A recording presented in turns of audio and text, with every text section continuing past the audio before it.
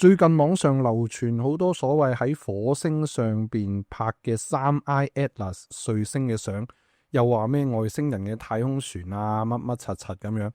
但係其實呢一粒 I3 Atlas 嘅彗星呢，就算喺火星睇都係非常之暗淡，佢只會係天空入邊一粒好模糊嘅微弱光點，要影到佢呢係非常之困難。歐洲太空總署嘅 ExoMars 火星軌道器 TGO 雖然有影到衛星，但係只係一粒非常之微弱嘅發光白點。至於另一部探測器火星快車號，因為相機嘅曝光時間最長只係得半秒，所以佢根本上面冇可能影到呢一粒彗星。所以上網見到嗰啲彗星好清楚啊，成個太空船啊，乜鬼嘢嗰啲全部都係假嘅，全部都係 AI 相嚟嘅。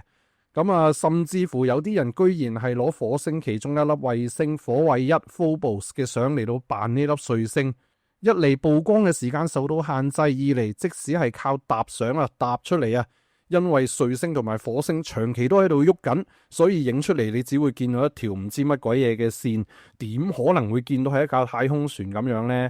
有時我明白有啲嘢好 juicy 好開心，聽到哎呀外星人派架船嚟啊 Interstellar 嘅扮 Interstellar 嘅 comet 但係實際上係咪咁呢？真係需要多思考多一步大家。